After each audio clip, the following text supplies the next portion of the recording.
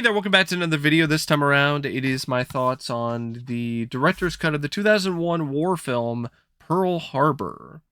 Now, before I get around to sharing more of my thoughts on the director's cut of this film, I would like to give a special shout out to Zach for requesting this video and for sending me his custom made release of this cut. And if there's another film, TV show, or topic that you would like to see me discuss in the future, feel free to donate to either my PayPal or to my Patreon. The link to both is in the video description down below, and I will try to get to your request as soon as I possibly can. Now, Pearl Harbor, it's a flawed film, and the director's cut has some of the same flaws, but if you ask me, I think the director's cut is a better movie. It's one of those rare home video extended cuts or director's cuts or special edition versions that is actually legitimately worth watching because it winds up making the film better. It's a better version of this movie than the theatrical cut.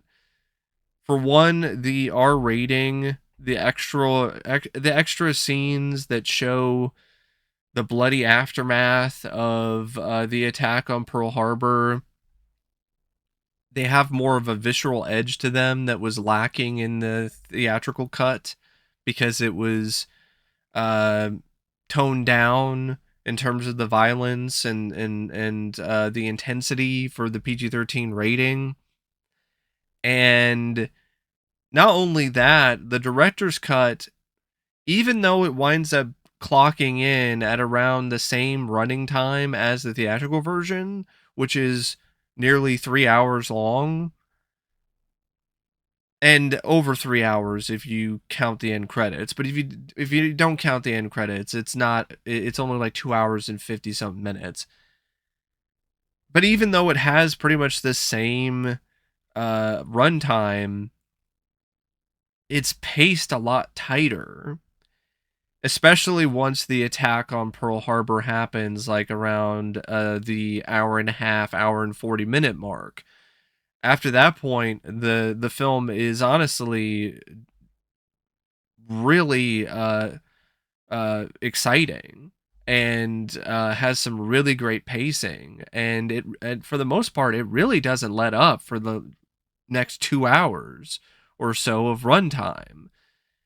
And despite that, it does have some issues that carry over from the theatrical cut.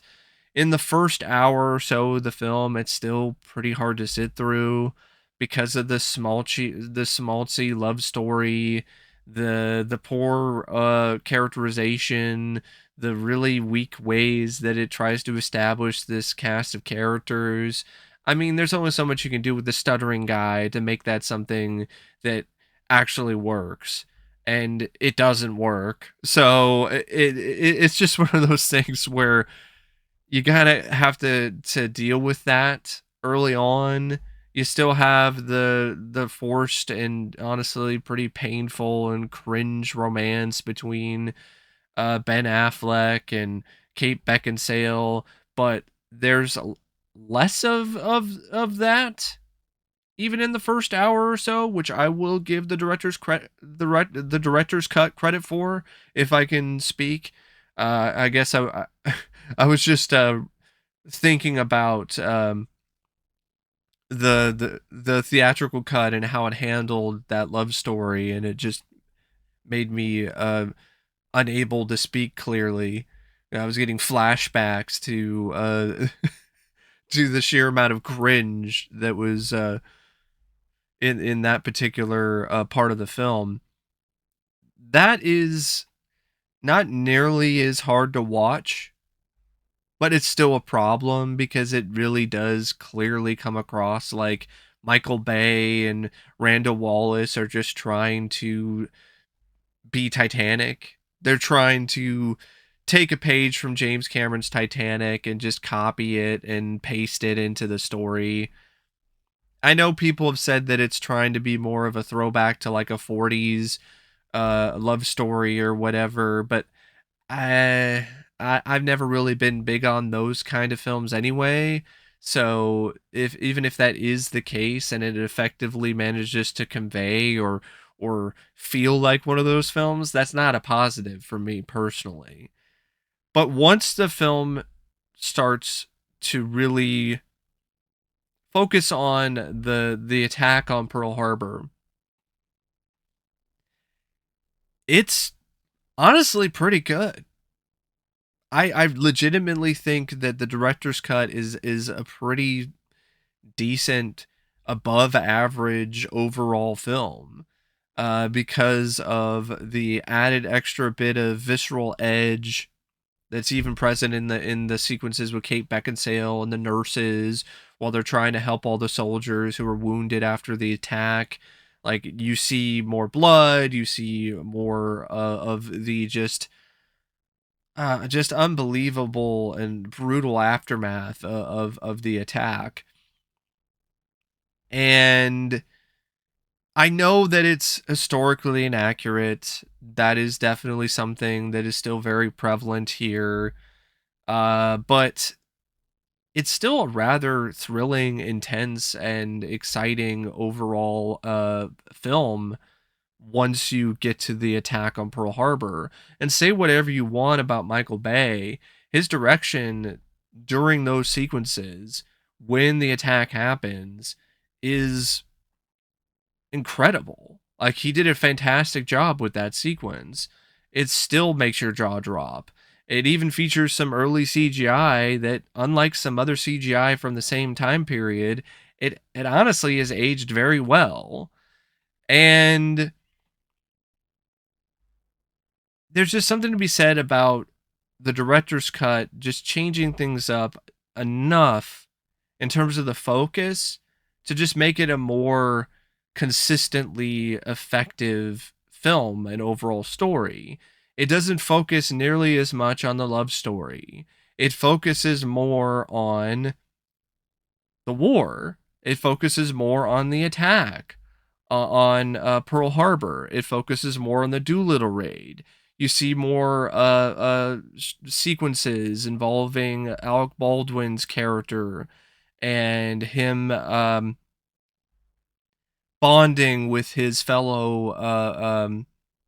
I don't know if if crewmates is the right word, but you know, the his fellow pilots who are joining him on this mission, and that just makes that Doolittle raid sequence better because there's just more scenes with Alec Baldwin, and there's just more sequences that really make that whole entire portion of the film feel more fleshed out.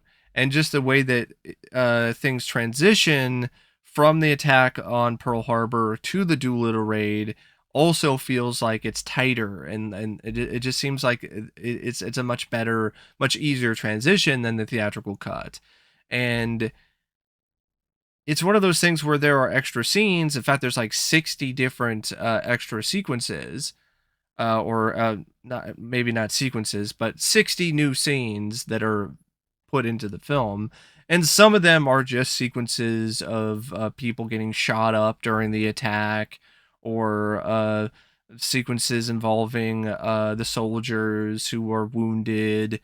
But there's other sequences that are thrown in, or other scenes that are edited into this director's cut that were not in the theatrical cut at all. And they were scenes that actually dealt with more character bits, and nice little extended moments for certain characters to shine. And it just makes for a more satisfying, a more, honestly, a better experience than the theatrical cut because it's not as inconsistent when it comes to its tone. That's another thing that I really noticed with this director's cut is it's tonally more consistent than the theatrical cut. And it still carries over a lot of the same strengths that the theatrical cut has, the same spectacle. It still features Hans Zimmer's wonderful score. It still has some of the same problems with some of the performances by some of the cast members, like Ben Affleck and Josh Hartnett and Kate Beckinsale. Um, there still are sequences involving the love triangle that are a bit hard to deal with.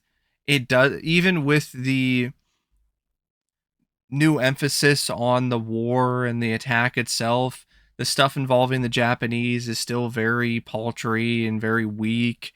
They didn't really have any extra scenes or anything that they added that was really that impactful. If there was anything that they added into this director's cut involving the Japanese, so that was still something that was a bit of a letdown, even when it comes to this version. And because it's a director's cut that added some things in post, there are some things about it that are pretty glaring that I think I can wave away and give a pass because it's a product of its time. But I can definitely see how some people could watch the director's cut and be like, "Hey, wait a second, what?" Some of the the violence, some of the added gore and blood when people get shot up during the attack or people get killed. It's very early CGI blood, and it's one of the few things about Pearl Harbor that hasn't aged well. And other than, I guess, the historical inaccuracies and a lot of the other issues involving the film itself, but if we're talking about just effects wise, yeah, that is something that's aged like milk, and it's pretty hard to miss when it comes to certain scenes in this director's cut, and the HD really doesn't do it any favors. There's also some shots involving the pilots during the finale, during the Doolittle raid, some extra sequences that I think that they edited into the director's cut that very clearly show the green screen on the cockpit in certain scenes. So that can be distracting and kind of take you out of it a little bit, kind of break the illusion, break the immersion. I think that's something that they couldn't necessarily fully work around because of limitations or the budget constraints involving the director's cut. So there are certain things that you will notice if you do decide to watch the director's cut of this film. But I think there are things that are worth dealing with in the long run because you get a much better overall film with far less of a focus on the schmaltzy love story and the comedy and all of this other stuff. It makes for just a tighter, a more thrilling, a more intense overall experience. It just leaves more of an impact.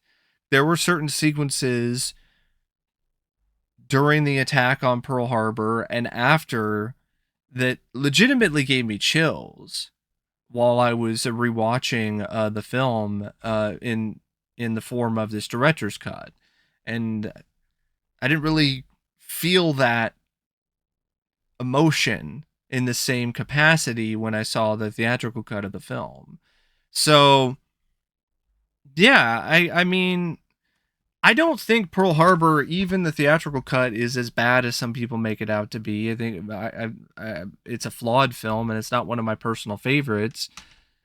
But it ultimately was not a movie that I would say that I was particularly that fond of. Like, I think I remember saying, like, maybe I could watch it as a time waster for the Pearl Harbor scenes, the attack on Pearl Harbor, but there's a lot of other things about it that I just don't really like.